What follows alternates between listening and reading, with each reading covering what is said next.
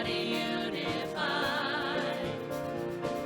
Bind us together, now and forever. Jesus be glorified. Make us one. Make us one. Your will be done. Make us one. We confess all our offenses. We confess we've been afraid. We repent all of our pride. Let all the hurt be washed away.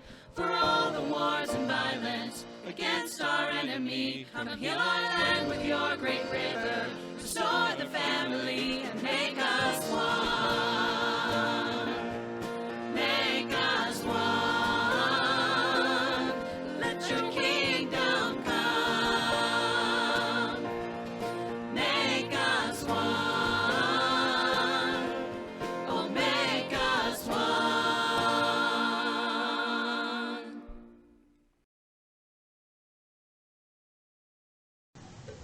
Hey everyone, I'm Jen Mayer with this week's video extra, and in it I'd like to talk a little bit about how we move from division to unity.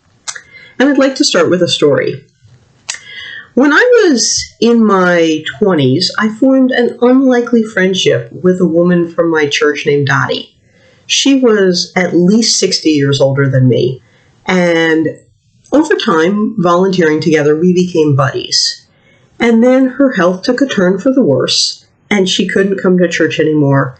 And I really lost track of her until one week, the minister to the sick and homebound called and said, "Hey, would you like to go and help bring communion to Dottie?"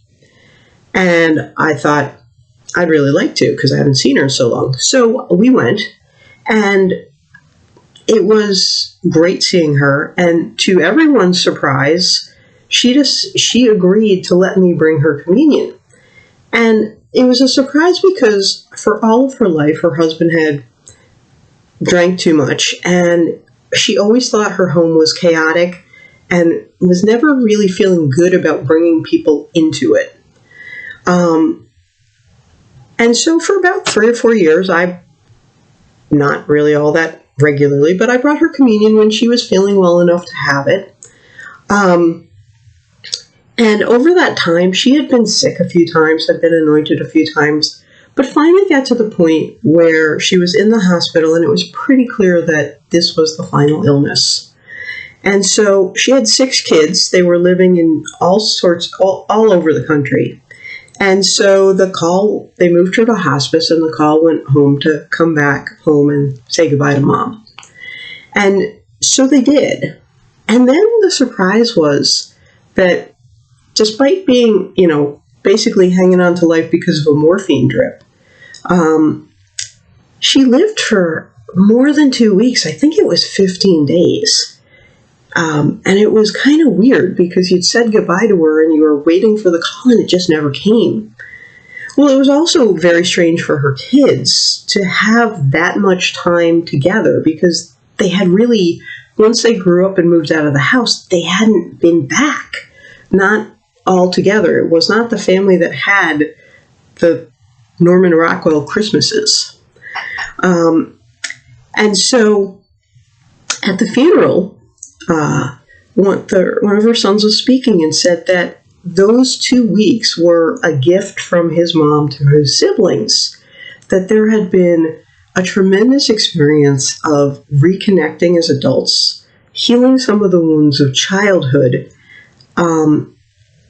and just being able to support one another.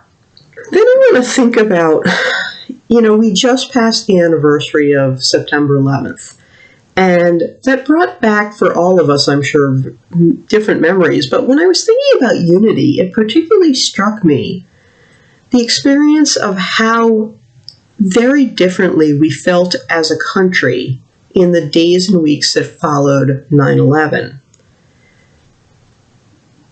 There was a palpable sense of connection to one another, a palpable sense of collective empathy for those who had suffered the losses that day. and a sense of interdependence that we've really not seen as a country since then.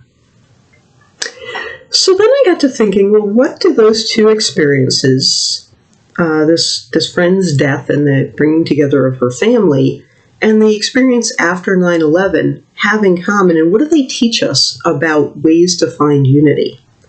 And I think there are a couple things that emerged for me when I thought about them.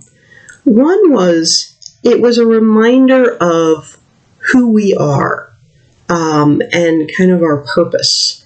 So for her, Dottie's kids, there was a sense of their purpose was to support their mom, and an unexpected benefit was they figured out they were there to support one another. Certainly in the days after 9/11, we had a purpose to support all those who had suffered and try and make that suffering as bearable as possible, whether it be through raising funds or just bringing meals or whatever we could do, we were willing to do it. And I think that's the second thing that it triggered, was both of those experiences allowed people to step into someone else's shoes in a way that they wouldn't have normally bothered to. And so you could suddenly imagine what it might have been like to be a surviving firefighter on 9/11 and have so many of your friends and brothers perish. You could imagine, maybe if you were in that family, what it was like to be one of the other kids and listen to their stories and really get that experience of the other. And I think it's true that anytime we have a common experience where we're all experiencing the same thing at the same time, we have so much of a better ability to come to union, because, well, it's great if I can be empathetic today and you can be empathetic tomorrow and Bob can be empathetic on Thursday. If we can all be empathetic and at the same time, that's where unity emerges.